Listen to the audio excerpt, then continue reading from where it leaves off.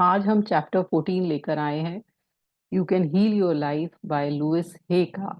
आपने हमारे साथ ये पूरी जर्नी चैप्टर 1 to 13 की। अब हम ऑलमोस्ट अपने अ, आखिरी के चैप्टर्स पर हैं, जिसमें अब हम जो लुइस हे की बुक है you can heal your body, उससे ये लिया गया है कि कैसे बॉडी में हमारे जो भी डिजीजेस होती हैं वो किस कारण से होती हैं, क्यों होती हैं, कौन सा इमोशन किस परेशानी को, किस फिजिकल एलिमेंट को हमारे लिए लेकर आता है, वो इस चैप्टर में बहुत ही डिस्क्रिप्टिव वे में बताया है। उसके नेक्स्ट चैप्टर में उन्होंने इसी को एक्सटेंड किया है। हर एक छोटी से छोटी जो हमारे अंदर जो भी बीमारी होती है वो क्यों होती है, उन्होंने और डिस्क्रिप्शन वे में मतलब पूरा एक एक बीमारी का इमोशन बताया है और उसके लिए एफर्मेशंस भी बताई हैं। वो भी हम चैप्टर नंबर 16 में आगे चल के करेंगे। ये चैप्टर थोड़ा सा बड़ा है तो इसको मैंने दो पार्ट में डिवाइड करूंगी। मैं आज हाफ लूंगी और दूसरे सेशन में मैं सेकंड हाफ लूंगी, क्योंकि ऐसे बहुत लंबा होने के कारण उसको दो पार्ट में मैंने डिवाइड कर दिया है। अब किसी को भी मेरे पढ़ाने का तरीका अगर अच्छा लगता है तो do join my live session, जो कि डिस्क्रिप्शन बॉक्स में दिए गए लिंक के द्वारा आप ज्वाइन कर सकते हैं। और अगर वाकई अ, आपको कुछ ऐसा लगता है कि हाँ ये मेरी लाइफ को कहीं ना कहीं टच कर रहा है, तो आप कमेंट बॉक्स में कमेंट करके ज़रूर बताइए। अगर आपको कोई और बुक लेनी है, आप चाहते हैं कि कोई और बुक मैं लूं जिसको आगे मैं आपको पढ़ के समझाऊं, तो उस बुक के बारे में भी ज़रूर आप कमेंट बॉक्स में लिखिए। मैं आगे कोशिश करूंगी कि आपके द्वारा बताई गई बुक को मैं आगे लूं। तो चलिए चलते हैं चैप्टर नंबर 14 पर।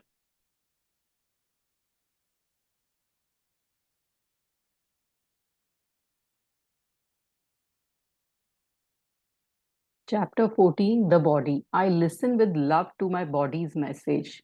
तो जो ये हमारा शरीर है, शरीर हमारा सारा जो इन्होंने हमें बताया है लुइस हे ने, कि जो शरीर है वो हमारे मन से संचालित होता है। हमारा मन ही सब कुछ है जो हमारे शरीर को चला रहा है। मैं कई बार आपको सेशंस में सबकॉन्शियस माइंड और कॉन्शियस माइंड के बारे में बता चुकी हूँ। जो हमारा सबकॉन्शियस माइंड है वो हमारे सारे बॉडी के ऑर्गन्स के जो भी फंक्शंस हैं, उनका जो भी इंटरनल फंक्शंस हैं वो कर रहा होता है। और जो भी हमारे सबकॉन्शियस माइंड में चल रहा होता है वो हमारी बॉडी पर इफेक्ट डालता है। तो आपके सबकॉन्शियस माइंड में अगर कुछ भी लोअर फ्रीक्वेंसी का, जो हमने चार्ट पढ़ा है जिसमें एंगर है, अपने का नॉन एक्सेप्टेंस है, या हमारा कोई दुख है, कोई परेशानी है, या हमें कोई गिल्ट है, जो भी लोअर फ्रीक्वेंसी में जब हम रहते हैं तो वो कंटिन्यूअस रहते हैं उसमें। जब हमें कंटिन्यूअस वही विचार आ रहे होते हैं तो हमारी लाइफ में उससे रिलेटेड कोई डिजीज पैदा हो जाती है।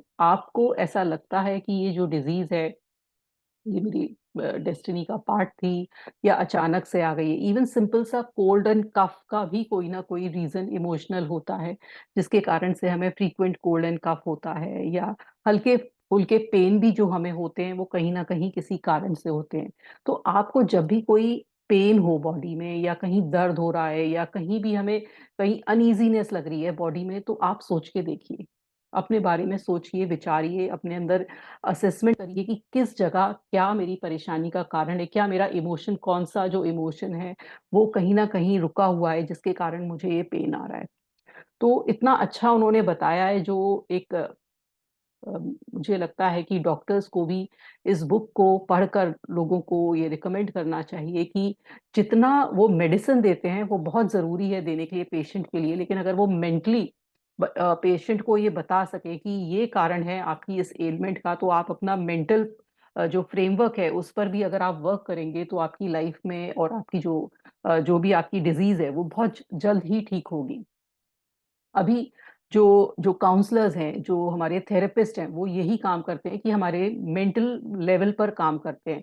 तो अगर डॉक्टर ही कोई सजेस्ट कर दे, कोई थेरेपिस्ट या कोई हीलर्स हैं, आप ही खुद उनको जाकर अप्रोच करें या कुछ सेशंस लें, तो आपको वो जो फिजिकल एलिमेंट है वो मेडिसिन से जाएगा, थोड़ा देर से, मतलब थोड़ी देर से, लेकिन आप संग में अपनी मेंटल वेलनेस पर भी अगर आप कुछ करेंगे तो आपका जो भी परेशानी है आपकी बॉडी में वो बहुत जल्द जल्द ठीक होती है, क्योंकि आप इमोशनल लेवल पर उससे काम करते हैं और हमारा सबकॉन्शियस माइंड ही वो प्रॉब्लम को क्रिएट कर रहा होता है, वो डिजीज को क्रिएट कर रहा होता है। और इसके द्वारा जब हम मेंटल अपनी वेलनेस पर काम करते हैं तो वो डिजीज भी बहुत जल्दी ठीक होती है।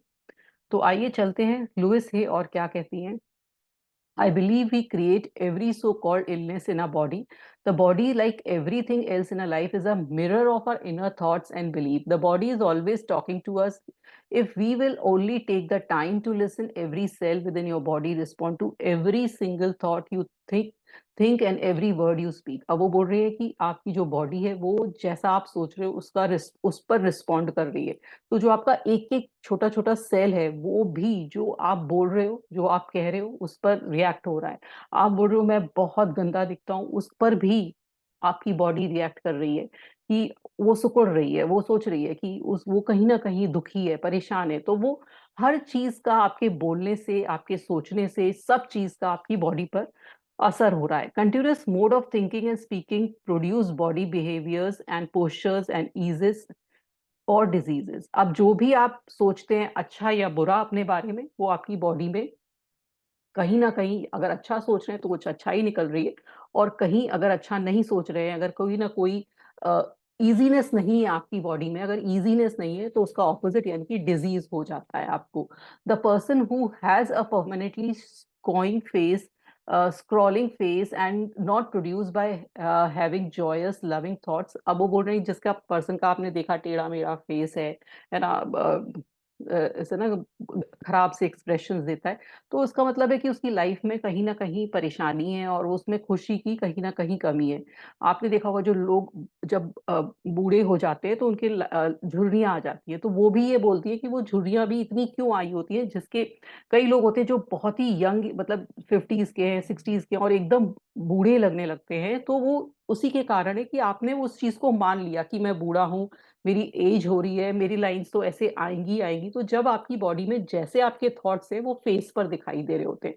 तो कई लोगों का कहते हैं ना बहुत देखकर बहुत चमक आ रही है फेस पर, तो वो उतना ही खुश इंसान है, उसकी लाइफ में उतनी ही खुशी है, इसलिए वो उसके फेस पर डिपिक्ट हो रही होती है। और जो लोग ऐसे थोड़े से डिस्टॉर्टेड सा उनका फेस हो रहा होता है या कुछ ऐसे झुर्रियाँ ज़्यादा पड़ी हैं, तो उसको देखकर ही लगता है कि वो कहीं न कहीं परेशानी से गुज़र रहे हैं या फिर उनको अपनी लाइफ से कुछ ना कुछ परेशानी है।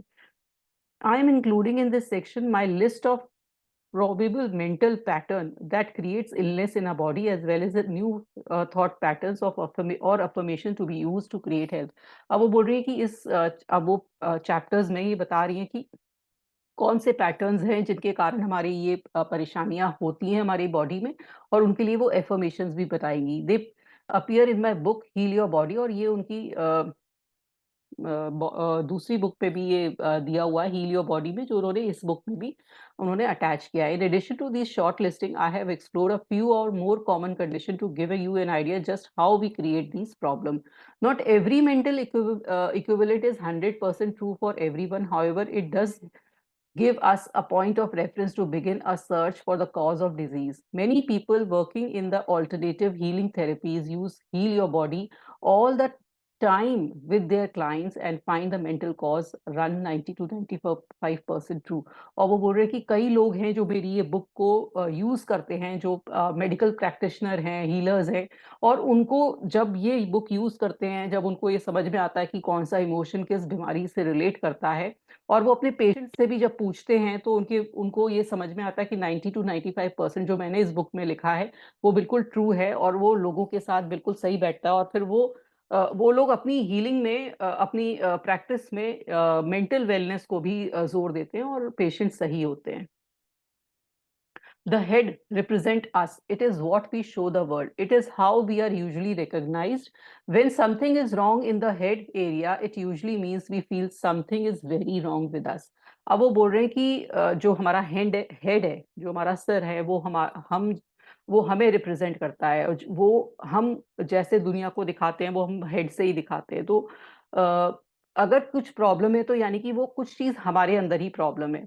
The hair represent strength. When we are tense and afraid we often create those bands of steel that originate in the shoulder muscles and come up. अब वो बोल रहे हैं कि अगर हमारे अंदर कहीं बालों में प्रॉब्लम है, अगर हमारे बाल जो है हमारी स्ट्रेंथ को रिप्रेजेंट करते हैं, अगर हम हमारे अंदर बहुत ज्यादा टेंशन है, अगर हम सिंपल टेंशन बहुत ज्यादा लेते हैं अपने बॉडी में, तो वो शोल्डर से लेकर टेंशन हमारे स्कैल्प तक जाती है, हमारे सिर तक जाती है, जो ऊपरी स्कैल्प होता है, और वो उसमें से वो जो हेयर की जो ग्रोथ है उसको कम करती है, क्योंकि वहां पर आप इतनी टेंशन कर रहे हो तो वहां हवा नहीं मिल रही है, आपके जो पोर्स हैं उनको हवा नहीं मिल रही है, और वहां पर वो या तो ब्रिटल हो रहे हैं, आपके हेयर ब्रिटल होने लगेंगे, जो लोग टेंशन बहुत लेते हैं उनके टेढ़े मेढ़े ब्रिटल से बाल होने लगेंगे, या फिर वो धीरे धीरे रुक जाएंगे और बॉल्ड, उनके पैचेस दिखने लगेंगे, और धीरे धीरे वो बॉल्डनेस में भी हो जाते हैं, मतलब गंजे भी होने लगते हैं। जैसे आजकल आपने आजकल देखा होगा कि काफी लोग गंजे होने लगे हैं, या बॉल्ड पैचेस भी उनके आने लगते हैं। वो क्यों होता है? वो बहुत ज्यादा टेंशन लेने से होता है।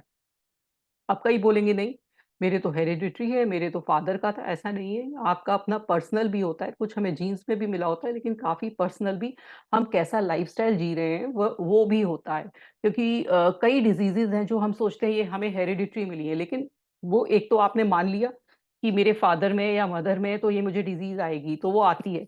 दूसरी बात, अगर आप नहीं मानते हैं और अपनी लाइफस्टाइल को चेंज करके जीते हैं तो वो नहीं आती है। तो ये सिर्फ एक हमारी सोच है कि हमारी जीन्स में तो ये डिजीज आएगी, ऐसा नहीं है। तो बॉल्डनेस भी हमारी अपनी कारण है। मेरे पास इतने सारे एग्जांपल्स हैं जिनके पेरेंट्स में बॉल्डनेस नहीं थी और बच्चों में आ रही है, क्योंकि वो खुद टेंशन ले रहे हैं और उनकी बॉल्डनेस का रीजन हो रहा है। अब वो कह रहे हैं कि आजकल फीमेल्स में भी बॉल्डनेस आ रही है, क्योंकि फीमेल्स भी अब बिजनेस वर्ल्ड में जा रही हैं, वो भी बहुत ज्यादा स्ट्रेस लेने लगी हैं, तो उनमें भी ये बॉल्डनेस का परेशानी दिखने लगी है। उनको भी ऐसे दिखने लगा है कि फीमेल्स बॉल्ड हो रही हैं। अभी आप बोलोगे मैं हमने तो देखी नहीं फीमेल बॉल्ड, ऐसी बॉल्ड की किसी लेडी का गंजी हो कोई लेडी, हमने मोस्टली मेल्स ही देखे। तो वो कह रहे हैं, वो कह रही है कि ऐसा नहीं है, क्योंकि फीमेल्स की विग्स बहुत अच्छी अच्छी आती हैं, जो कि इतनी मेल्स की नहीं आती हैं। मेल्स की थोड़ी सी अननेचुरल सी लगती है।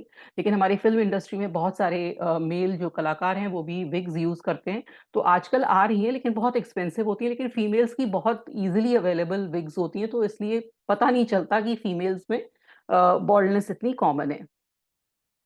Tension is not being strong, tension is weakness. अब वो बोल रहे हैं अगर आप टेंशन करते हैं तो कोई स्ट्रांग चीज नहीं है, ये एक वीकनेस की निशानी है। Being relaxed and centred and peaceful is really being strong and secure. It would be good for us to relax our bodies more and more of many of us need to relax our scalps too. अब वो बोल रहे हैं कि अगर हमें कैसी life चाहिए, मैं हमें हमेशा खुशी वाली लाइफ चाहिए, इसलिए रिलैक्स रहो, स्ट्रांग रहो, सिक्योर रहो, और आप अपनी टेंशन इतनी मत करो। आपके स्कैल्प को भी परेशानी हो जाएगी अगर आप इतनी टेंशन और स्ट्रेस लेंगे। Try it now, tell your scalp to relax and feel it that there is a difference. If you notice that your scalp visibly relax, then I would suggest you to do little exercise often. और वो बोल रहे हैं कि आप अपने जो scalp है, अपना जो सर है, उसको बिल्कुल रिलैक्स रखिए, उसको बोलिए कि आप रिलैक्स रहो, मैं टेंशन नहीं करूंगा या करूंगी। और अगर ये एक्सरसाइज आपको अच्छी लगती है तो बार बार इस रिपीटेड एक्सरसाइज को करें। फिर आप देखेंगे कि धीरे धीरे आपके जो बाल हैं वो ठीक होने लगेंगे और उगने भी लगेंगे। The ear represent the capacity to hair. अब वो बोल रहे हैं जो हमारा ईयर है, वो कान है, वो क्या होता है, हम उससे सुनते हैं। लेकिन कभी कभी ऐसा होता है कि जो चीज हम नहीं सुनना चाहते हैं वो भी हमें सुनाई दे रही होती है। तो जब वो कंटिन्यूस हमें सुनाई दे रही होती है तो हमें कानों में दर्द होने लगता है। ईयर एक का यही कारण है। जैसे बचपन में आपने देखा होगा कि मोस्टली बच्चों को बहुत ज्यादा ईयर एक होता है, क्योंकि घर में इतना शोर, कोई चिल्ला रहा है, कोई कुछ बोल रहा है, तो बच्चों को बहुत ज्यादा ईयर एक की प्रॉब्लम होती है। जो मैंने भी इस चैप्टर को पढ़ के सोचा कि हाँ, मुझे बचपन में बहुत होती थी, क्योंकि हम लोग पहले, मम्मियाँ जो होती थी ना, कान में तेल डाल देती थी, अला कान में तेल डाल देती हूँ। और एक हमारे यहाँ एक एक पौधा भी लगा हुआ था, उसको पता नहीं मम्मी बोलती थी सुदर्शन का पौधा है, तो उसका जूस डाल देती थी कान में, तो वाकई ठीक हो जाता था। जो भी मम्मी करती थी उससे कान का दर्द ठीक हो जाता था। लेकिन कान का दर्द इसीलिए होता है क्योंकि बच्चे नहीं सुनना चाहते हैं जो घर में इतना सारा जो बोला जा रहा होता है। Household rules often forbid a child's expression of anger and the child's inability to change their create an year एक। अब वो बोल रहे हैं दूसरी चीज ये होती है कि बच्चों को सुनना पसंद नहीं होता है, दूसरी ये होती है कि चाइल्ड जो बच्चा होता है उसको अपने जो गुस्सा आ रहा होता है ना उसे रोका जाता है। अगर बच्चा कोई गुस्सा कर रहा है तो उसे बोलता है अरे क्यों करता है, तो बच्चा मन ही मन, जैसे उसे गुस्सा भी आ रहा है तो वो मन ही मन अंदर ले लेता है और बोल नहीं पाता है, अपनी एक्सप्रेशन नहीं दे पाता है अपनी जो भी फीलिंग्स का, तो उससे भी ईयर एक होता है।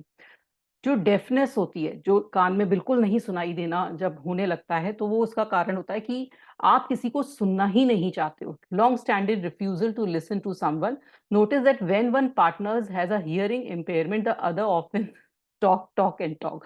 तो वो बोलते हैं कि अगर एक पार्टनर, आप हस्बैंड वाइफ देखते हो और देखते हो कि एक हस्बैंड या तो नहीं सुन पा रहा है या वाइफ नहीं सुन पा रही है, तो दूसरा पर्सन बहुत ज्यादा बोलता होगा, वो हमेशा बोलता ही रहता होगा और दूसरा पर्सन नहीं सुनना चाहता है, तो धीरे धीरे उसके कान ना सुनने के कारण, ना सुनना पसंद करने के कारण उसके कानों को सुनाई ही नहीं देने लगता है। तो ये इतना ज्यादा, ये जो चीजें बोल रहे हैं वो वाकई हैं। अभी आपको लगेगा ऐसा नहीं है, पर ऐसा होता है। The eyes represent the capacity to see. अब हमारी आंखें क्या हैं, वो हमें दिखाती हैं, हर चीज दिखा रही हैं। अब आपने देखा कि कई चीज ऐसी हैं जो आप नहीं देखना चाहते हो। जब आप नहीं देखना चाहते हो तो आपकी आंखों में परेशानी होने लगती है। कोई भी चीजें होती हैं जो you do not want to see, either about ourselves और अबाउट लाइफ, पास्ट प्रेजेंट और फ्यूचर। कोई भी चीज आपको नहीं देखनी थी जो आपकी लाइफ में हुई, है ना। कई कई घरों में बहुत लड़ाइयाँ हो रही होती हैं, फैमिलीज में लड़ाई हो रही है, कोई चीज ऐसी इंसिडेंट्स होते रहते हैं जो बच्चों को नहीं देखने होते हैं। तो वो बोल रहे हैं जो बच्चों में भी जो आई साइड वीक होती है वो इसी के कारण आती है, क्योंकि बचपन से, क्योंकि वो बच्चे वो एक्सपीरियंस नहीं लेना चाह रहे हैं कि जो हमारे घर में हो रहा है वो एक्सपीरियंस उन्हें देखना ही नहीं है, तो उसके कारण उनकी आईज वीक होने लगती हैं। Many people have had dramatic healing experience when they have been willing to go back. और वो बोल रहे हैं कि कई लोग को जब ये लुइस हे अपने सेशन देती हैं तो वो पुराने समय में ले जाती हैं और उनको दिखाती हैं वो सही पिक्चर की क्या हुआ था, किस कारण से आपके घर में परेशानी थी, क्यों आपने वो देखना छोड़ दिया, क्यों आपको अच्छा नहीं लगता था। जब वो हील हो जाते हैं तो उनके ग्लासेस जो स्पेक्स पहनते हैं वो भी हट जाते हैं, क्योंकि उनको समझ में आता है कि क्या एक्चुअल में कारण था जिसके कारण उनका ये चश्मा लगा। Are you negating what feeling, what's happening right now? What don't you want to face? Are you afraid to see present or future? If you could see clearly, what would you see that you don't see now? Can you see what you are doing to yourself? अब वो बोलती है जब ये सब चीजें कराते हैं, जब उनको एक्सरसाइज कराई जाती है कि आप क्या देखना चाहते हो, क्या नहीं देखना चाहते हो, क्या चाहते थे देखना, कैसे सही होगा, तो ये सब चीज करके वो ग्लासेस हट जाते हैं उन लोगों के। ऐसे उन्होंने एक्सपेरिमेंट्स करे हैं। अब वो बोल रही है कि हेडेक क्यों होते हैं। जब हेडेक होता है जब आप अपने को अस्वीकार कर रहे होते हो, जब आप इनवैलिडेट करते हो सेल्फ को। The next time you get a headache, stop and ask yourself where are you, where and how you have just made yourself wrong. और वो बोलती है जब भी आपको हेडेक हो तो आप रुकिए और आप सोचिए कि कहाँ आप अपने आप को ये सोच रहे हो कि मैंने ये गलती कर दी। अपने आप को फॉरगिव करिए और लेट गो करिए, क्योंकि and the headache will dissolve back nothingness from where it come. और फिर जब आप ये ऐसा करेंगे तो आपको दिखेगा कि हेडेक चला गया है। अब जो माइग्रेन जो हेडेक होते हैं वो क्यों होते हैं लोगों को मुझे हंसी आ रही है क्योंकि मुझे बहुत होता है, क्योंकि उन्हें उन लोगों को बहुत परफेक्ट रहने की हैबिट होती है, हर चीज में परफेक्ट चाहते हैं कि ये काम भी परफेक्ट हो, ये काम भी परफेक्ट हो। जब उनका परफेक्टनेस से काम नहीं हो रहा होता है, मान लो वो अपने बच्चों को चाहते हैं परफेक्ट होना, अपने हस्बैंड को चाह रहे हैं, अपनी वाइफ को चाह रहे हैं, या अपने जो भी आसपास की सराउंडिंग है, मेड्स आई हैं उनको चाह रहे हैं, आपके ऑफिस के लोगों को चाह रहे हैं कि हर काम परफेक्ट ऑर्डर में हो, परफेक्ट तरीके से हो, इस टाइम हो, इस टाइम हो। जब इतना परफेक्टनेस देखते हैं तो वो होता तो है नहीं, आपके हाथ में तो है नहीं वो चीजें, तो वो क्या करती हैं, वो रिजल्ट माइग्रेन में करती हैं। तो वो ये बोल रहे हैं कि माइग्रेन का कारण भी यही है कि ओवर परफेक्ट जब आदमी होने लगता है तो उसको माइग्रेन की प्रॉब्लम होने लगती है। अब वो बोल रहे हैं साइनस, जो साइनस जो होती है, जो नोज ब्लॉकेज हो जाती है कभी कभी, ये हमारी नोज की जो बोन है वो भी बढ़ जाती है। तो वो क्यों होती है, जब अ, अ, जब कोई आपको बहुत इरिटेट कर रहा होता है लाइफ में, है ना, कोई बहुत इरिटेट कर रहा है, समवन जो बहुत आपके क्लोज है वो आपको नहीं सहन हो रहा है उसका जो तरीका है और इरिटेशन हो रही है, तब क्या होता है, we forget that we create the situation when we give a power away by blaming the other person for our frustration. No person, no place and no thing has power over us, we are only thinkers। और actual में जो problem भी हो रही होती है ना, irritation जो दूसरे से हो भी रही होती है, क्योंकि हमने उस पर्सन को पावर दी हुई होती है और वो हमें इरिटेट कर रहा होता है, और फिर हमें ये बैलेंस बिगड़ा होता है हमारे दिमाग का, और हमें ये साइनस की परेशानी होने लगती है। आप जो कह रहे हैं नेक नेक और थ्रोट में, है ना, are fascinating because so much stuff goes there on there. Neck represent the ability to be flexible in our thinking, to see other side of the question and to see another person's point view. अब नेक क्या होती है, हम इधर घूमती है, इधर घूमती है, तो हम सब लोगों को देखते हैं, है ना। अभी हम स्टिफ हो जाती है हमारी नेक, क्योंकि हम किसी का भी व्यू पॉइंट हम नहीं समझ पाते, हम स्टबर्न हो जाते हैं, हमें नहीं समझ में आ रहा है कि सामने वाला क्या कह रहा है, सामने वाले का व्यू पॉइंट क्या है, मुझे सिर्फ अपना मानना है। तो तब हमें नेक की प्रॉब्लम होने लगती है, जब हम बहुत स्टबर्न और जिद्दी हो जाते हैं, तब होने लगती है। Whenever I see a person wearing one of those collar, I know that the person is being very self righteous and stubborn। अब वो बोल रहे हैं, जब वो कॉलर नहीं होता, जब हमें स्पॉन्डिलाइटिस होती है तो एक कॉलर पहना देते हैं, तो वो बोल रही है कि जब भी हमें वो कोई मुझे कॉलर पहना हुआ वो पर्सन दिखाई देता है, तो मुझे समझ में आ जाती है कि ये पर्सन इतना ज्यादा स्टबर्न है, इतना ज्यादा जिद्दी है, अपने आप को ही सही मानने के लिए कोशिश करता है कि मैं ही सही हूँ हर चीज में, मैं मेरा ही जो तरीका है वो सही है। तो वो जब अपने को बहुत ज्यादा सही मानते हो, तभी हमारे नेक में परेशानी होने लगती है। अब वो बोल रही है, Virginia satire the brilliant family therapist said that she did. अब वो कह रही है कि अब इसी पर एग्जांपल दे रही है कि स्टबर्ननेस आपको हो रही है, तो देखिए कि एक लेडी है, उसने, एक थेरेपिस्ट है, उसने एक रिसर्च करी कि 250 जो बर्तन धोए जाते हैं, उसको धोने का तरीका भी 250 तरीके का है। तो हर पर्सन अपने तरीके से बर्तन धो रहा है, हर पर्सन अपनी तरीके से काम कर रहा है, तो कोई तरीका ही नहीं है सही, कोई तरीका ही नहीं है गलत। तो आप क्यों चाह रहे हो कि यही तरीके से होना चाहिए, ऐसे ही होना चाहिए? तो इसलिए आप अपनी ये स्टिफनेस है नेक की, वो हटाइए, क्योंकि जब आप ये मानोगे कि हर पर्सन का तरीका अपना-अपना अच्छा है, वो अपने-अपने तरीके से अच्छा है, और उसका भी व्यू पॉइंट होता है, उसका भी तरीका होता है, तो आपके अंदर से वो नेक की स्टिफनेस ऑटोमैटिकली जाएगी। अब वो बोल रही है थ्रोट क्या होता है? थ्रोट क्या होता है? वो क्या करता है, जो हम बोलना चाहते हैं, वो रिप्रेज़ेंट करता है ना? Ask for what we want to say I am. When we have throat problem, it is usually when we do not feel we have the right to do these things. We feel inadequate to stand up for ourselves. जब हमें गले में कोई खराश या परेशानी होती है, ये जो थ्रोट का चक्रा है ना, कोई भी परेशानी है, कोई लैरिंजाइटिस हो गया, है ना? तो वो क्या है कि हम अपनी बात को कह नहीं पा रहे, है ना? हम अपनी चीज़ों को एक्सप्रेस नहीं कर पा रहे हैं कि हम क्या हैं, हमारे अंदर फीलिंग्स क्या हैं। तो ऑलमोस्ट जो थायरॉइड भी होती है, वो भी यही कहते हैं कि इसी के कारण होती है, जब हम अपनी चीज़ों को बोल नहीं पा रहे हैं, क्योंकि हमारा थ्रोट चक्रा ब्लॉक्ड होता है, हमारा ये गले में कुछ ना कुछ परेशानी होती है, इसलिए हम बोल नहीं पा रहे हैं। तो ये सब चीज़ें भी इसलिए यही रिप्रेज़ेंट करती है। दे आर और ये टॉन्सिलाइटिस भी इसी का ही एक पार्ट है, जो गले में होते हैं। तो हम क्या करते हैं कि हमें बचपन से ही हम पीपल प्लीजर रहे होते हैं, पेरेंट्स को प्लीज कर रहे हैं, फादर को प्लीज कर रहे हैं, मदर को प्लीज कर रहे हैं, स्पाउस को, लवर्स को, बॉसेस को, मतलब हमारा हमेशा यही रहा है कि तुम खुश हो तो मैं खुश हूँ, तुम खुश हो मैं खुश हूँ। एक समय फिर ऐसा आता है कि मेरे लिए क्या हुआ, मेरे को किसने खुश किया? तो फिर ये जब चीज़ें दबती जाती हैं, अंदर-अंदर रहती चली जाती हैं, तो ये सब चीज़ें निकल के ज़्यादा आने लगती है। बार-बार थ्रोट की प्रॉब्लम होगी, टॉन्सिलाइटिस होगी, लैरिंजाइटिस होगा, है ना? तो ये सब चीज़ें थायरॉइड हो जाएगी। तो ये सब चीज़ें यही रिप्रेज़ेंट करती हैं कि जब आप बोल नहीं पा रहे हो। तो आपको अपने जो थ्रोट चक्रा है, अपने ऊपर वर्क करना पड़ेगा, और ये चीज़ें अपने दिमाग से निकालनी पड़ेंगी, क्योंकि हर इंसान को कहने का अधिकार है और हर इंसान कह सकता है, क्योंकि हमारे अंदर खुद ही कुछ ऐसे विचार हैं कि हम नहीं कह पा रहे हैं। हमने खुद ही वो लिया हुआ है, कोई हमें रोक नहीं रहा है। हमने खुद ही ये चीज़ किया हुआ है कि हम नहीं कर पा रहे हैं, तो हमें इस पर थोड़ा वर्क करना है, और ये हो जाएगा ठीक। जब हम ये बोलेंगे कि हाँ, आई एम चेंजिंग, और मैं अपने लिए विलिंग टू चेंज हूँ, तो धीरे-धीरे हमारा जो थ्रोट का जो पार्ट है, वो भी ठीक होने लगेगा। अब जो हमारे आर्म्स हैं, हमारे हाथ हैं, द आर्म्स रिप्रेजेंट, तो वो क्या होता है? हम इससे किसी को हग कर सकते हैं, कुछ चीज़ें उठा सकते हैं, है ना? ये फ्लेक्सिबिलिटी दिखता है, किसी चीज़ को पकड़ सकते हैं। तो जब हम ये चीज़ नहीं कर पा रहे हैं, है ना? कहीं चीज़ हम नहीं कर पा रहे हैं, या हमने ऐसा देखा कि फिंगर्स से हम नहीं किसी चीज़ को पकड़ पा रहे हैं, या हम बहुत ज़्यादा होल्ड नहीं कर पा रहे चीजों को, कभी कभी फिंगर्स में दर्द हो रहा है, आर्म्स में दर्द हो रहा है, तो वो क्यों कह रहे हैं? क्योंकि हम कई चीजें हैंडल नहीं कर पा रहे हैं। We put handle on something, it's hands down, it's hands of.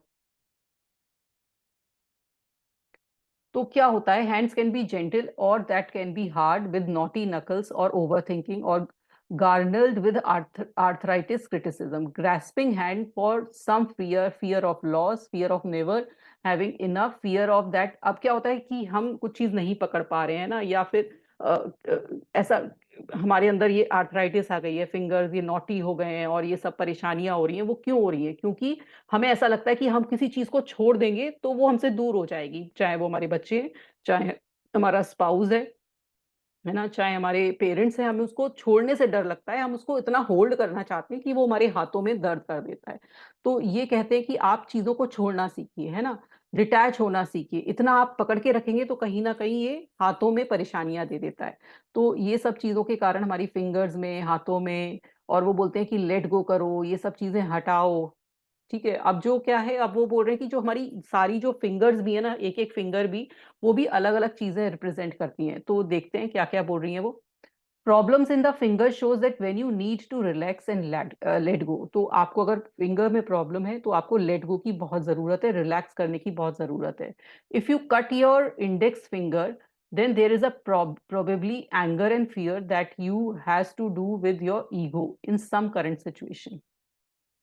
अगर आप इंडेक्स को देखोगे, ये वाली फिंगर को, इंडेक्स फिंगर क्या करती है, हमारी एंगर और फियर को रिप्रेजेंट करती है, ईगो को रिप्रेजेंट करती है। अगर आपको कहीं ना कहीं गुस्सा आ रहा है तो आप इसको दबा सकते हैं, कुछ कर सकते हैं, उसको प्रेस कर सकते हैं और खींच सकते हैं, तो उससे आपका एंगर और फियर कम हो जाएगा। उसके बाद है थंब। जो हमारा थंब है वो मेंटल रिप्रेजेंट वरी। इससे क्या है, हमारे बहुत एकदम चिंता हो रही है हमें, तो इसको भी हम वही है, प्रेस कर सकते हैं और अपनी चिंता को दूर कर सकते हैं।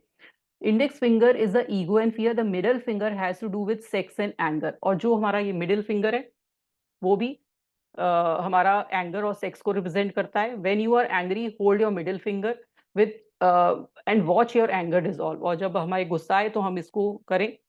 Index finger ego and fear है, सॉरी, इंडेक्स जो फिंगर है वो ईगो और फियर है हमारा। जो भी हमें अपने ऊपर एक घमंड है, या फिर हमें अपने ऊपर किसी चीज का डर लग रहा है, कहीं हम जा रहे हैं तो डर है कि एंजाइटी हो रही है, तो हम इंडेक्स फिंगर को करेंगे। मिडिल फिंगर करेंगे जब हमें गुस्सा आ रहा होगा। थंब करेंगे जब हमें एकदम कोई चिंता हो रही होगी, वरी हो रही होगी।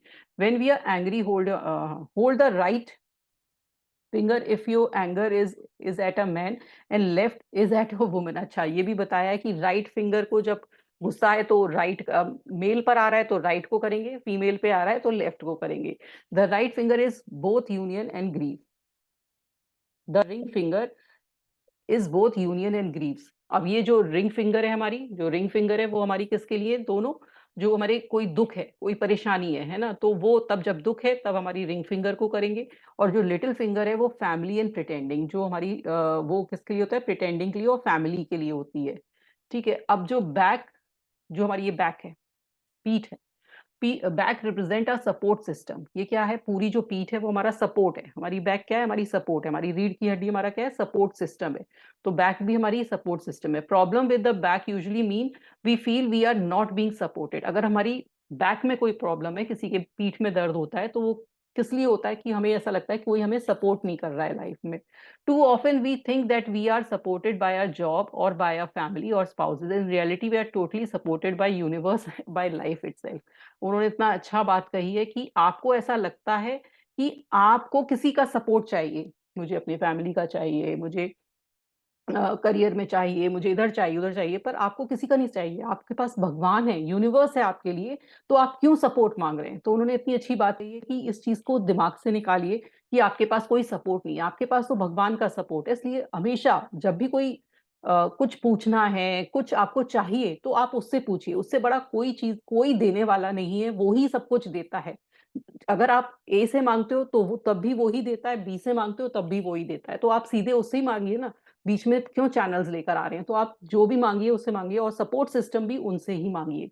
द अपर बैक, अब वो कह रहे हैं जो ऊपर की जो बैक में प्रॉब्लम है, तो वो क्या होती है? जब आपको ऐसा लगता है कि इमोशनल सपोर्ट मेरे पास कम है, मेरे फ्रेंड से, मेरे हस्बैंड से, मेरे लवर से, वाइफ से, है ना? जो कि मुझे समझ नहीं पा रही हैं और मुझे सपोर्ट नहीं कर रही हैं, तो मुझे ये अपर बैक प्रॉब्लम होती है। अब मिडल बैक में क्या होती है? जब आपको ऐसा लगता है कि आप कुछ चीज़ छुपा रहे हो, है ना? आप कुछ चीज़ छुपा रहे हो, आप किसी चीज़ के गिल्ट में हो, या आपको कोई पीछे से वार कर सकता है, या आपको कोई डर रहे हो, कोई चीज़ बताना नहीं चाहते हो, तब आपको मिडल पार्ट में होने लगता है। और जब आपको लोअर बैक में अगर पेन है, कई लोगों को लोअर बैक में, तो बहुत ज़्यादातर लोगों को मैंने सुना है कि लोअर बैक में पेन होता है। तो वो क्यों होता है? जब आपको ऐसा लग रहा है कि मेरे पास फ़ाइनेंसेस का क्रंचेस है, या फ़ाइनेंशियल मेरे पास स्टेबिलिटी नहीं है, मेरे पास कहीं पैसे की कमी है, तब आपको लोअर बैक पेन होने लगता है। सो मेनी पीपल, अब ऐसे बहुत सारे लोग हैं जिनको बहुत लगता है कि पैसे की कमी है, पर ऐसा कुछ नहीं है। आपके पैसा आपके पास भरपूर होता है, पर वो कमी का आपको एक नज़रिया बन गया होता है, इसलिए आपको ऐसा लग रहा होता है। There is something far important and precious to us which we could not live, what is that? It is breath. अब वो कह रहे हैं कि कोई चीज़ ज़रूरत नहीं है, कोई चीज़ की ज़रूरत नहीं है। अगर आप सोचें, आपकी लाइफ में सबसे ज़्यादा ज़रूरी क्या है? आपकी साँसें हैं, ना आपके बच्चे हैं, ना आपका हस्बैंड है, ना आपकी कोई और फैमिली, एक्सटेंडेड फैमिली, कोई ज़रूरी चीज़ नहीं है। सिर्फ़ आप हो और आपकी ये साँसें हैं। अगर आप बोलो कि नहीं, साँस तो मेरा अपना करने का काम है, तो आप 5 मिनट क्या साँस बंद कर सकते हो? नहीं कर सकते हो। तो ये साँस आपकी बहुत ज़्यादा ज़रूरी चीज़ है। इसका शुक्रिया करो कि ये साँस मेरे अंदर आ रही है, आज का दिन मैं देख रही हूँ, जिसके कारण मेरे रिलेशनशिप है, जिसके कारण ये सारी चीज़ें हैं, इस दुनिया में जो चीज़ हो रही है, वो मेरे साँस के कारण है। तो किसी चीज़ की आपको ज़रूरत नहीं है, सिर्फ़ एक साँस की ज़रूरत है, जिसके कारण आपकी लाइफ़ में ये सब कुछ हो रहा है। So our breath is the most precious substance in our lives, and yet we are totally take granted, और हम जो ब्रेथ को टोटली ग्रांटेड लेते हैं, अंदर जा रही है, बाहर आ रही है, कोई ध्यान नहीं है, कितनी बार आ रही है, क्या हो रहा है, कुछ नहीं पता है। बस हमें ये चाहिए, वो चाहिए, ये चीज़ की कमी, वो चीज़ की कमी, बस ये ही देखते रहते हैं। Can we not trust that everything else we need will also be supplied? जब हमें साँस भगवान ने दी हुई है, जब हमें वो सप्लाई दे रहा है साँस की कंटीन्यूअस, वो नहीं रोकता है, कोई ना कोई ऐसी अ, हायर इंटेलिजेंस है जो इस चीज़ को चला रही है मेरी बॉडी को, और तो क्या वो हमें और चीज़ें नहीं देगा? क्या वो मुझे रिलेशनशिप नहीं देगा? क्या मुझे वो पैसा नहीं देगा? क्या मुझे वो करियर नहीं देगा? क्या मुझे वो मुझे बहुत अच्छी लाइफ़ नहीं देगा? तो आप छोड़ दो, हर चीज़ को लेट गो करना सीखो, भगवान पर टोटल सरेंडर करो, उस यूनिवर्स पर सरेंडर करो, आपको सब कुछ मिलेगा। तो ये बार-बार ये बीच में ये पॉइंट्स भी ला रही है कि आप अपने को देखो कि आपको क्या-क्या मिला हुआ है। एक साँस ही है जिसके कारण ये शरीर चल रहा है, और आपने अपने ही द्वारा अपने शरीर में इतने सारी चीज़ें पैदा कर ली हैं जो कि नहीं करनी चाहिए थी। तो पहले तो शुक्रिया करो कि आपको साँस मिली हुई है, उसके बाद ये शरीर है, उसके बाद ही सब कुछ है। तो और ये शरीर भी क्या है, ये भी एक दिन चला जाएगा। ये हमें इस इस टाइम के पीरियड के लिए मिला हुआ है, इस जन्म के लिए मिला है। ये हमारी आत्मा है, वो किसी और शरीर को धारण कर लेगी। तो जब तक हम इसमें हैं, इसका शुक्रिया करें, इसको अच्छी तरह से रखें। अब वो बोल रहे हैं कि लंग्स में जो प्रॉब्लम होती है, हमारे फेफड़ों में जो प्रॉब्लम होती है, वो किस कारण से होती है? लंग्स क्या करता है? हमारे अंदर लेके जाता है, गिव एंड टेक कर रहा है वो, है ना? हमारी लाइफ को अंदर जा रही है उसमें साँस, और बाहर आ रही है। Problems with lungs usually means we are afraid to take in life, और perhaps we feel we do not have the right to live fully, life fully. अब वो कह रहे हैं कि जब हम अपने आप से ये फील करते हैं कि मेरे मेरे मैं लाइफ को अच्छी तरह से नहीं जी सकता हूँ, या कोई कुछ चीज़ है जो मेरे को रोक रही है लाइफ को लेने से, मतलब जीने से, तो फेफड़ों में प्रॉब्लम हो जाती है। वो कह रहे हैं ट्रेडिशनली पहले जो वुमेन होती थी, उनको वो शैलो ब्रीदर होती थी, जल्दी-जल्दी साँस लेती थी। तो क्योंकि उनको ऐसा बताया जाता था कि तुम इसके लिए नहीं हो, मेल ही डोमिनेटेड सोसाइटी थी, सेकंड क्लास सिटिज़न समझा जाता था। उनको बस सिर्फ़ काम, सोसाइटी, ऐसा ये सब चीज़ें दे दी जाती थी, और तो वो क्या करती थी, वो साँस ही लेना छोड़ देती थी। वो साँस ही छोटी-छोटी साँसें ले रहे हैं, जा रहे हैं, काम कर रहे हैं, तो क्या कर रहा है वो, जब हम पूरी तरह से अंदर साँस नहीं लेते हैं और बाहर नहीं निकालते हैं, तो वो क्या होता है, हम हमेशा क्या करते हैं, छोटी साँसें लेते हैं। हम पेट तक साँस पहुँचाते ही नहीं है। आप देखिए, आप क्या करते हो कि साँस जब लेते हो तो पेट पिचकता है, बल्कि हमें क्या करना है, जैसे बच्चा साँस लेता है तो आपने देखा होगा उसका पेट फूलता है और पिचकता है, फूलता है, पिचकता है। तो आप भी अपनी साँसों को जब भी लो, तो आप देखिए कि आपका पेट बाहर जा रहा है या अंदर आ रहा है, बाहर जा रहा है अंदर जा रहा है, that means you are taking full breath in और आउट। तो हम क्या करते हैं, वो देखते ही नहीं, हम डायफ्राम ब्रीदिंग यहीं तक ले जाते हैं, अपने चेस्ट तक ही सांस ले जाते हैं, अंदर तक लेके ही नहीं जाते। तो सांस को लेना और छोड़ना भी फेफड़ों को ठीक करना है, जो कि हम प्राणायाम वगैरह में सीखते हैं, अपने योगा प्रैक्टिसेस में सीखते हैं। तो हमारे आप देखिए, इन्होंने भी चक्रा पर एम्फेसिस किया है, इन्होंने सांसों पर एम्फेसिस किया है, जो हमारे सनातन धर्म में शुरू से बताया, अपनी सांसों पर ध्यान देना, कैसे ब्रीदिंग रखनी है, कैसे योग करना है, कैसे नियम होना चाहिए, कैसे हमारा आहार होना चाहिए। तो ये सब चीजें हमें पहले से बताई है, लेकिन हमें उसका डीपर मीनिंग नहीं पता था कि क्या हमारे इमोशंस ही हमारी जो डिजीजेज हैं उनको कर रही हैं, जो इन्होंने बहुत अच्छी तरह से हमें डिस्क्राइब किया है। लेकिन ये हमारे भी साहित्य में, हमारी भी संस्कृति में कहीं ना कहीं मेंशन था, जो हमें बहुत समझ में नहीं आया, वो क्योंकि इतना इनकोडेड लैंग्वेज में लिखा था, जिससे हम डिकोड नहीं कर पाए। हर हर इंसान का वो डिकोड करने का नहीं समझ पाता है, लेकिन इन्होंने इतनी इजी लैंग्वेज में हमें बताया और समझाया। It pleases me to see women. अब वो बोल रही है कि आजकल मैं देखती हूँ कि जो वुमेन है वो सेकंड क्लास सिटीजन अपने को नहीं मानने लगी हैं, वो आगे बढ़ रही हैं, सब स्पोर्ट्स में आ रही हैं। तो उन्हें बहुत अच्छा लगता है कि जब वो स्पोर्ट्स में आती हैं तो वो, उनको वो ब्रीदिंग वाली चीज खत्म हो गई, वो पूरी तरह से सांस ले पा रही हैं, सोसाइटी में मूव कर पा रही हैं। अब वो बोल रही है कि जो जो बहुत सिवियर लंग्स की डिजीज जो एम्फीजीमा और होती है वो, और जो हेवी स्मोकिंग करते हैं वो क्या होते हैं, उनको अपनी लाइफ को डिनाई करते हैं, उन्हें अच्छा नहीं लग रहा होता है, उनको लगता है कि मैं जीने के लायक नहीं हूँ, मैं किसी काम के काबिल नहीं हूँ। बहुत लोगों को मैंने सुना है, ये बोलते भी सुना है, मैं मर जाता तो ठीक होता, मेरी क्या लाइफ की वैल्यू है, ठीक है मैं जी रहा हूँ, इस तरह से बोलते हैं लोग। तो वो ही लोग होते हैं जो कि किसी ना किसी एडिक्शन की तरफ चले जाते हैं, क्योंकि उनको लगता है मेरी लाइफ का कोई महत्व ही नहीं है, तो बस मैं जी रहा हूँ।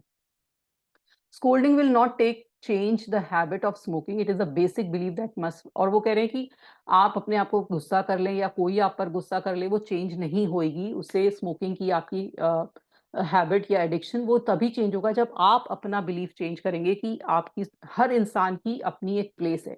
हर हर कहते हैं ना कि जब आप ये सोच रहे हो तो आप सोचिए कि आपके पीछे कितने लोग हैं जो आपकी वैल्यू करते हैं। नो डाउट कि वो नहीं बोलते होंगे, कभी कभी ऐसा होता है कि हम जो सोसाइटी में रहे हैं वो, उसमें हम एक्सप्रेस नहीं कर पाते कि किसकी क्या वैल्यू है हमारी लाइफ में।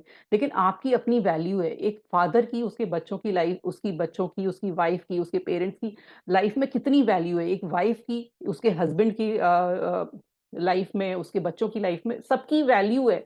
बच्चों की, पेरेंट्स की, मैं तो सबकी वैल्यू है। आजकल बच्चे इतने डिप्रेशन में चले जा रहे हैं, सोचते हैं कि हमारी क्या वैल्यू है, पेरेंट्स हमें डांटते रहते हैं, कोई ना कोई गलत कदम उठा लेते हैं। लेकिन जब अगर बच्चा ऊपर जाकर ये देखे कि उसके पेरेंट्स कितने परेशान है उसके जाने के बाद, तब उसे समझ में आएगा कि उसकी एक्चुअली में कितनी वैल्यू थी। तो वैल्यू हर इंसान की है, बस हमें अपना बिलीफ चेंज करना है कि हमें ऐसा लगता है कि हमारी वैल्यू नहीं है, लेकिन आपके पीछे जो लोग हैं जो आपसे कनेक्टेड हैं, वो जानते हैं कि हर की कितनी वैल्यू है। क्योंकि हमारी सोसाइटी में एक्सप्रेशन करना नहीं बताया है, बोलना नहीं बताया है, बार बार ये कहना नहीं बताया है कि तुम मेरे लिए वैल्यूबल हो, अरे तुम आओ, तुम बैठो पास, तुम मेरे लिए वैल्यू रखते हो। तो हम ये सोचते हैं कोई हमसे बोलता ही नहीं है तो हमारी वैल्यू नहीं है, पर हर इंसान की लाइफ में वैल्यू है। The breast represents the mothering principle. When there are problem with breast, it usually means that we are over mothering either a person, place, things or experience। अब वो बोलते हैं जो ब्रेस्ट में प्रॉब्लम होती है लेडीज के, वो क्यों होती है कि हम ओवर किसी के लिए कर रहे हैं, किसी के लिए ओवर प्यार दिखा रहे हैं, किसी भी जगह के लिए, चीज के लिए, किसी आदमी के लिए, या कोई एक्सपीरियंस ही हमारी लाइफ में, कोई मेमोरी हमारी ऐसी है जिसके बारे में हम ओवर ओवर सोच रहे हैं, तो हमें ब्रेस्ट में प्रॉब्लम होने लगती है। Part of the mothering process is to allow the child to grow up. We need to know that when we take our hand off, when we turn over the reins and let them be being over। कई बार बहुत सारे मैंने parents देखते हैं, वो उनको आजकल की लैंग्वेज में बोलते हैं हेलीकॉप्टर पेरेंट्स, जो कि बस रिवॉल्व होते रहते हैं बच्चों की तरफ कि ऐसे करो, ऐसे बैठो, ऐसे उठो, इतना पढ़ो, इतना जाओ, ये एक्टिविटी करो, वो एक्टिविटी करो। तो आप हमेशा उसके तरफ लगे हुए हैं प्रोटेक्टिव पेरेंट की तरह से। फिर वो बच्चा जब बाहर जाता है, जब वो सेटबैक देखता है, फेलियर देखता है अपनी लाइफ में, तो वो समझ नहीं पाता कि ये कैसे मैं हैंडल करूं, क्योंकि उसके पास पेरेंट हमेशा था, लेकिन पेरेंट हमेशा नहीं रहेगा ना। उसको सोसाइटी में उसको जॉब करने जाना होगा, बिज़नेस करेगा, उसको लोगों से डील करना पड़ेगा, तो वो पेरेंट नहीं होते। तो वो बोल रहे हैं कि जब आप इतने ओवर प्रोटेक्टिव मत होइए, क्योंकि वो बच्चे का अपना पार्ट है, उसे अपनी आप से सीखना है। जब आप ओवर प्रोटेक्टिव होंगे, आप अपने अंदर भी कुछ लेकर आ रहे हो, डिज़ीज़ ला रहे हो और बच्चे को भी ग्रो नहीं करने दे रहे हो। तो आप वो चीज़ें हटाइए, उस अपने को देखिए, है ना? वो उस चीज़ से डिटैच होइए। तो दोनों के लिए अच्छा है, बच्चे के लिए भी और आपके लिए भी। इफ कैंसर इज इवॉल्व, अब वो बोलते हैं अगर किसी को कैंसर ही हो गया है, मान लीजिए ब्रेस्ट में हो गया है या किसी और पार्ट में, तो क्या है कि आपको किसी चीज के लिए लेकर बहुत रिजेंटमेंट है, बहुत गुस्सा है, release the fear and know the intelligence. और वो जो गुस्सा फियर है कि भाई बच्चे को कुछ हो ना जाए, मैं मेरे स्पाउस को कुछ ना हो जाए अगर मैं छोड़ दूंगी या छोड़ दूंगा, तो ये जो चीजें हैं छोड़ना सीखिए। जितना छोड़ते हैं रिलेशनशिप उतना अच्छा बनता है, जितना फ्रीडम देते हैं उतना रिलेशनशिप अच्छा बनता है। तू अपना काम कर, मैं अपना काम करूँ। बच्चे का भी तू अपना कर, मैं अपना करती हूँ। हाँ, बच्चे को संस्कार दीजिए, छोड़िए, फिर अपना करने दीजिए। उसके पास आपका बस बायोलॉजिकल पेरेंट्स हैं। आप ना तो उसके किस्मत के भागी हैं, ना आप उसकी आगे किसी लाइफ के लिए कुछ ज़िम्मेदार हैं। उसकी अपना कर्मा है, उसकी अपनी वो चीज़ है। आप कुछ नहीं कर सकते। वो अपने किस्मत का खाएगा, आप अपनी किस्मत का खाएँगे। वो अपने कर्मों का खाएगा, आप अपने कर्मों का खाएँगे। कोई भी 2 लोग एक संग नहीं हो सकते। हाँ, हस्बैंड वाइफ का कह सकते हैं कि एक सा हो सकता है, लेकिन फिर भी आप उसको भी डिटैच करिए। जितना आप स्पेस दोगे रिलेशनशिप में उतना अच्छा होता है। अब the heart of course represent love, while our blood represent joy. अब वो क्या करते हैं, कह रही हैं कि जो हार्ट है वो क्या करता है, हमारे प्यार को दर्शाता है, और जो ब्लड है, वो जो ब्लड उसमें जा रहा है और आ रहा है, वो खुशी है। क्या है, ये प्यार है और वो खुशी इसके अंदर जा रही है और आ रही है। Heart lovingly pump Joy through out a body. और जो हार्ट है वो क्या करता है, ब्लड को पंप करता है सारी तरफ, हर एक वेन में पहुंचा रहा है, हर पूरे बॉडी बॉडी में पहुंचा रहा है, पैर से लेकर हेड तक। कौन पहुंचाता है, ब्लड, हार्ट पहुंचा रहा है। तो हार्ट क्या पहुंचा रहा है, खुशी पहुंचा रहा है। ब्लड पहुँचा रहा है यानी कि खुशी पहुँचा रहा है।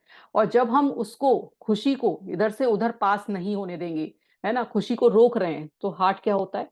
वो बहुत दुखी हो जाता है, परेशान हो जाता है कि भई ये इंसान तो खुशी चाह ही नहीं रहा है और मुझे तो खुशी पहुँचानी है। ये तो चाहता ही नहीं है मैं इधर से उधर खुशी पहुँचाऊँ। तो उस पर्सन को क्या होने लगता है? पेन होने लगता है, एंजाइना हो जाता है, उसको हार्ट अटैक होने लगता है, उसको हार्ट में क्लॉटिंग होने लग सॉरी रुकने लगती है उसकी जो वेन्स हैं, है ना? कहीं न कहीं उसको सर्जरी की ज़रूरत पड़ने लगती है, क्योंकि वो खुशी बाँटना उसका काम है। उसका काम है कि मैं हर तरफ खुशी बाँटूँ, और वो इंसान है, वो खुशी चाह ही नहीं रहा है। तो क्या होगा, उसका हार्ट में कहीं न कहीं परेशानी आएगी, वो स्ट्रेस में रह रहा है, वो गुस्सा रह रहा है, वो हमेशा परेशान देख रहा है कि मेरी लाइफ़ में ये परेशानी, वो परेशानी, इस बिज़नेस में परेशानी, इस जॉब में परेशानी, ये बच्चे परेशान कर रहे हैं, भाई वाइफ़ परेशान कर रही है, हस्बैंड परेशान कर रहा है। तो क्या हो रहा है, वो हार्ट खुश नहीं रह पा रहा है। वो खुश नहीं रहेगा तो नेचुरल है वो ना कहीं न कहीं उसमें परेशानी आएगी। तो ये बहुत बड़ा कारण है, जो लोगों को हार्ट अटैक आजकल हो रहा है, जो इतनी स्ट्रेसफुल लाइफ़ वो जी रहे हैं। 2 इंसान हैं, दोनों एक ही ऑफ़िस में जाते हैं और एक बहुत स्ट्रेस फ़ील करता है, एक नहीं स्ट्रेस फ़ील करता है, तो ये दोनों का नज़रिया है ना। स्ट्रेस उसको भी होना चाहिए था जो स्ट्रेस नहीं कर रहा है, लेकिन उसको स्ट्रेस को बर्स्ट करना आता है, उसके पास तरीके हैं, वो खुश होता है। अब वो कहेगा, दूसरा इंसान कहेगा नहीं इसके पास तो बहुत अच्छी वाइफ़ है या उसके पास बहुत अच्छा हस्बैंड है इसलिए स्ट्रेस नहीं कर रहा।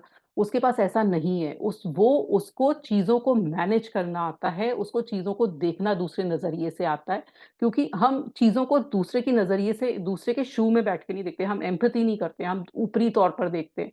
हम देख ही नहीं रहे हैं कि हम दूसरा इंसान कैसे अपनी लाइफ को डील कर रहा है। वो भी उसी चीज़ से जा रहा है, लेकिन वो स्ट्रेस नहीं ले रहा है और दूसरा इंसान बहुत स्ट्रेस ले रहा है। तो ये चीज़ें हमारे को खुद सीखनी है, खुद जाननी है, खुद अपने बॉडी पर अप्लाई करनी है।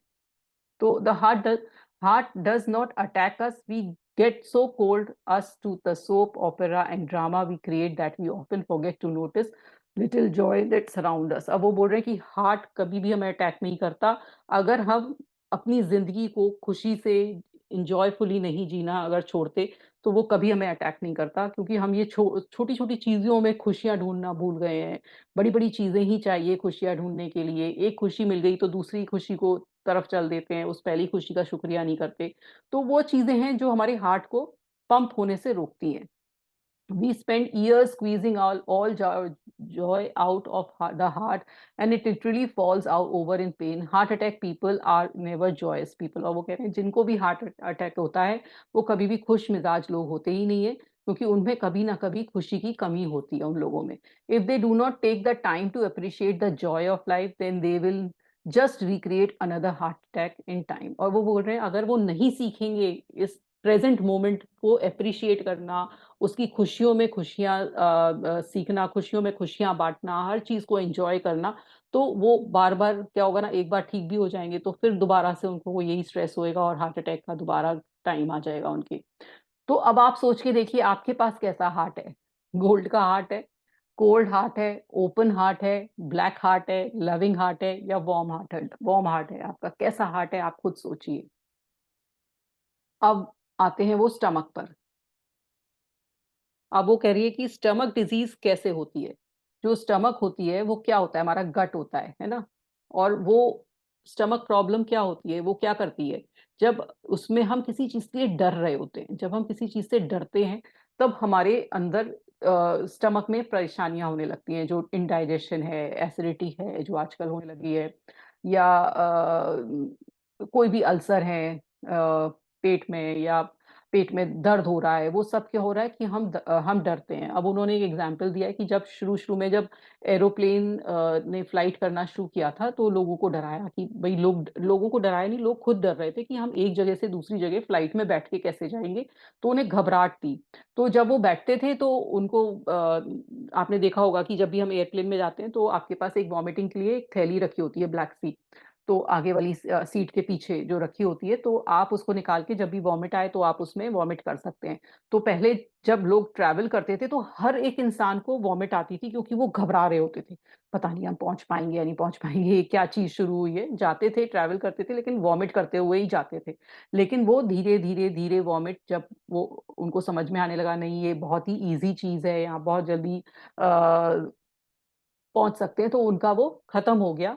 और अभी भी वो रखे होते हैं जो उनके वॉमिट जो बैग्स होते हैं वो रखे होते हैं, लेकिन अब बहुत ही रेयरली किसी को वॉमिट आती है और वो यूज़ होते हैं। लेकिन पहले ये बहुत ज़्यादा फ्रीक्वेंसी होता था क्योंकि लोग बहुत डर रहे होते थे और डर के कारण हमें वॉमिट आने लगती है। तो ये एक कारण है कि जो पेट से रिलेटेड है वॉमिट, तो वो पेट में कुछ ना कुछ प्रॉब्लम हुई और वॉमिट आई हमें। तो कब होती है? जब हम डरते हैं। कई लोग मैंने देखा है जैसे एग्ज़ाम्स होते हैं, तो उसके डर के कारण किसी को वॉमिट आने लगती है, लूज़ मोशन हो जाते हैं, किसी के घर में कोई परेशानी हो गई, जैसे कोई एक्सीडेंट हो गया, सडन कुछ हो गया, तो मैंने देखा कई लोग वॉशरूम भागते हैं क्योंकि उनको पेट खाली करने की ज़रूरत सी पड़ती है क्योंकि उन्हें डर लग गया एकदम। तो वो ये कई लोगों के संग ऐसा होता है कि ये फ़ियर से हमारा ये वाला ऑर्गन रिलेट करता है। Ulcers are no more than fear. जो हमारे अंदर फोड़े, अल्सर्स होते हैं, वो भी क्या होता है? फ़ियर के कारण होते हैं। जब हमें ऐसा लगता है कि हम अच्छे नहीं हैं, हम गुड नहीं हैं, है ना? वी फ़ियर दैट हमें लगता है कि हम अच्छे पेरेंट नहीं हैं, हम अच्छे बॉस नहीं हैं, और we can't stomach who we are, और हमें ऐसा लगता है कि हम जो हैं वो अच्छे नहीं हैं। तो हमारा क्या होता है? हमारा डाइजेशन या हमारी जो सेल्फ एस्टीम जब हमारी लो होती है, तो हमारे पेट में कहीं न कहीं परेशानियाँ आने लगती हैं। अब हमारे जेनिटल्स होते हैं, वो वुमेन में और जो मेल का एक बहुत मेजर पार्ट होते हैं। लेकिन हमें बचपन से ये जो एरिया है, जो हमारा जेनिटल्स होता है, उसके बारे में हमने बहुत टैबू चीज़ें सुनी हैं। हम लोग डिस्कस नहीं करते हैं इसके बारे में। कभी भी किसी से कोई अगर हमें परेशानी भी है इस एरिया में, तो हम ओपनली नहीं कह पाते। हमने कभी सीखा ही नहीं कि हम किसी से डिस्कस करें। हम डॉक्टर के पास जाने में भी झिझकते हैं कि हम कैसे बोलेंगे, कैसे दिखाएँगे। तो ये सब चीज़ें हमारे लिए टैबू है। जब हम इन चीज़ों को रिजेक्ट करते हैं, जब हम ये सोचते हैं कि ये एक अच्छी चीज़ नहीं है, या बचपन से हमारे कई रिलिजन्स में ऐसा सिखाया जाता है कि ये सही चीज़ नहीं है, इसके बारे में डिस्कस करना सही नहीं है, डिसगस्टिंग है, या कई लोगों के घर में इनको जो जो हमारे जेनिटल्स हैं, उनका कुछ अलग-अलग नाम से भी प्रोनाउंस किया जाता है कि ऐसे बोल दिया जाता है, कुछ भी नाम दिए जाते हैं तरह-तरह के, बिटवीन द लेग्स या डाउन देयर। तो इस तरह से हमें पहले से ये बताया गया है कि ये एक अलग चीज़ है, ये कुछ अलग चीज़ है। आपका जो नोज़, ईयर है, लिप्स हैं, आप सब उसके बारे में बात कर रहे हो, लेकिन इसके बारे में आप बात करना नहीं पसंद करते हो क्योंकि हमें शुरू से ऐसा बताया कि इसको बंद पार्ट में रखा जाए। तो जब इस तरह से हम लोगों के किसी के बारे में जब बहुत ज़्यादा जब डिनायल होता है, तब हमें इस एरिया में परेशानियाँ आने लगती हैं। लेकिन अब वो बोल रही है कि अब बहुत रेवोल्यूशन आ गया है इस एज में, अब लोग बाग समझने लगे हैं, अब लोग बागों के बहुत सारे सेक्सुअल पार्टनर्स भी होने लगे हैं, पहले ये भी चीज़ें टैबू मानी जाती थी। अब वो बोल रही हैं कि जब तक आप इस चीज़ों के बारे में खुलकर डिस्कस नहीं करोगे, खुलकर बताओगे नहीं, और जो इतने आजकल जो क्राइम्स भी हो रहे हैं ना, वो क्यों हो रहे हैं? क्योंकि प्रॉपर नॉलेज नहीं दी जा रही है बच्चों को, है ना? प्रॉपर वो चीज़ों को ढूँढने के लिए इंटरनेट पर भागते हैं, कुछ उनको समझना है, तो वो इंटरनेट से खोल के उल्टा-सीधा समझ लेते हैं। तो अगर पेरेंट समझाए उनको या टीचर्स समझाएँ, तो एक प्रॉपर नॉलेज आएगी, प्रॉपर गाइडेंस आएगा, या कोई थेरेपिस्ट हो जो उनको समझाएँ। आजकल इतने रेप केसेस हो रहे हैं, इतने सिवियर ब्रूटल रेप हो रहे हैं, तो उन लोगों को भी एक कहते हैं ना, एक थेरेपी दी जाए, उनको कहीं ऐसे रिहैब सेंटर्स में भेजा जाए, जहाँ पर उनको समझाया जाए, उनके अंदर से निकाला जाए कि वो कहाँ से, किधर से उनके अंदर ये ब्रूटलनेस आई, कहाँ से उनके अंदर से ये चीज़ अंदर डेवलप हुई, क्योंकि हर किसी का एक ना एक रीज़न होता है। तो अगर ये बच्चों को शुरू से मेल चाइल्ड, फीमेल चाइल्ड को ये सिखाया जाए कि कैसे ये सब चीज़ों को रोका जा सकता है? क्या ये भी आपका एक बॉडी का एक बहुत सुंदर पार्ट है और ये सब चीज़ें आपको सीखना बहुत ज़रूरी है। तो बहुत चीज़ें हम रोक सकते हैं, लेकिन हमने ये सीखा, वो बता रही हैं कि इस चीज़ों को बदलना चाहिए, और वो उन्होंने ये बताया कि ये चीज़ें अगर आपके रिलिजन में ऐसे बोली जा रही हैं, तो आप रिलिजन को चेंज कर लो। लेकिन उनका ये कहना बहुत ब्लंट है, लेकिन वो सही कह रही हैं कि अगर आपको ये गलत-सलत चीज़ें बता रहा है इंसान कि नहीं ये सही नहीं है, कोई रिलिजन ये गलत है, तो वो गलत है। ये हमारी एक मेजर पार्ट है, ये हमारे प्लेज़र के लिए बना हुआ है, ये हमारे एक्सक्रीटरी ऑर्गन है। अगर हमारे पास ये ऑर्गन नहीं होता, तो हम कैसे बाहर टॉयलेट जाते, या कोई भी तरीके का जो एक्सक्रीशन है हमारी बॉडी से, वो इनके द्वारा ही होता है। अगर जो हम खा रहे हैं वो बाहर कैसे निकल रहा है? इस ऑर्गन्स के द्वारा ही निकल रहा है। तो आप इसको क्यों खराब मान रहे हो? जैसे आपकी आँख बहुत ज़रूरी है, ऐसे ये ऑर्गन भी बहुत ज़रूरी है, तो ये हमें बहुत समझना बहुत ज़रूरी है। तो हर चीज़ की इम्पोर्टेंस है हमारी बॉडी में, हर चीज़ का एक अपना ही अ नीड है।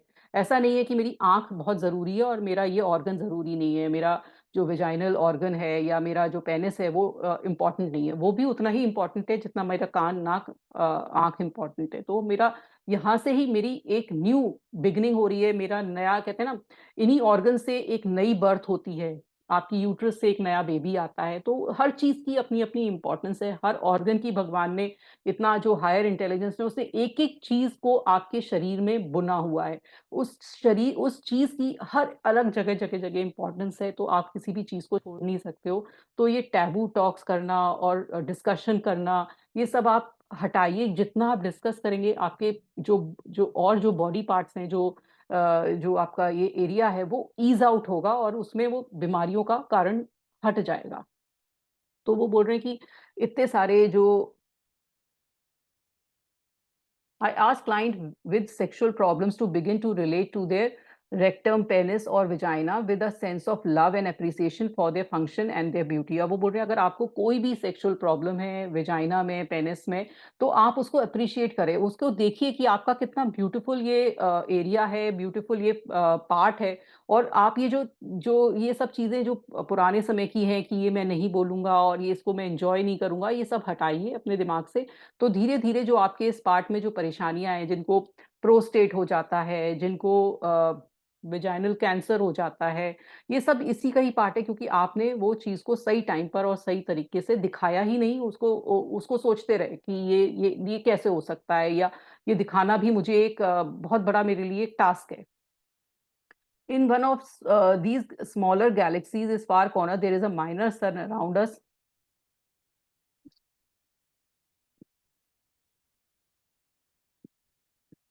I find it hard to believe that the vast, incredible intelligence that created this entire universe is only an old man sitting on a cloud above the planet Earth watching my genitals। अब वो बोल रहे हैं कि आप क्यों इसको खराब मानते हैं? क्या कौन देख रहा है इसको? कौन समझ रहा है? आपका क्या वो भगवान है? वो क्या आपको बस यही दिखाता है? वो जो हमारे रिलिजन में बोला है कि ये टैबू है, इसके बारे में ज़्यादा बात मत करिए, तो क्या भगवान इसी को देख रहा है? आपको इतनी सारी चीज़ें नहीं है उसके पास देखने के लिए, सिर्फ़ आपकी यही चीज़ देख रहा है। तो ये आप छोड़ दीजिए, जो आपको ये कॉन्सेप्ट बचपन से सिखाया, वो आप इसको हटा दीजिए अपने दिमाग में से। कोई भी भगवान ये नहीं सिखाता है, ये हम ही इंसानों ने ये सब चीज़ें रिलिजन में और इन सब चीज़ों में लिख दी हैं। कि हम सिनर हैं और ये ऐसा करेंगे तो सिन होएगा, ये सब चीज़ें, ये हटा दीजिए।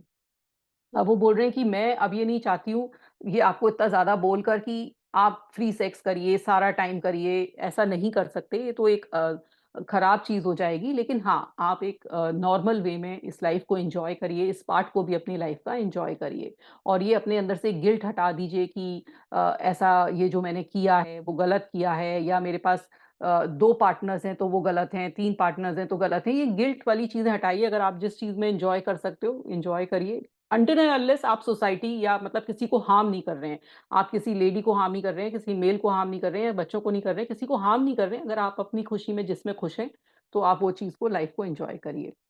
इट इज़ और वो कह रहे हैं कि स्कूल में ये सब चीज़ें हमें एजुकेशन देनी चाहिए, है ना? और हमें पता होना चाहिए। अब वो बोल रही हैं कि जो भी मेन में प्रोस्टेट, ब्लैडर प्रॉब्लम्स, है ना? इम्पोटेंसी, फ्रिजिडिटी जो भी हमें हो रही हैं, वो सब क्यों हो रही हैं? क्योंकि हमने अपनी इस पार्ट को जो हमारा ये जो पार्ट है, इसको हमने कभी भी बहुत अच्छी तरह से नहीं देखा। हमने इसको डिसगस्ट माना, हमने सोचा कि अगर मेरी सेक्सुअल लाइफ़ अच्छी नहीं चल रही है, तो मेरे अंदर कहीं कमी है, तो प्रोस्टेट हो जाता है, या मैं किसी काबिल नहीं हूँ, तो कोई ना कोई मुझे सेक्सुअल प्रॉब्लम होने लगती है। तो ये चीज़ें अपने दिमाग से हटाइए, तो ये सब चीज़ें आपकी सही होने लगेंगी।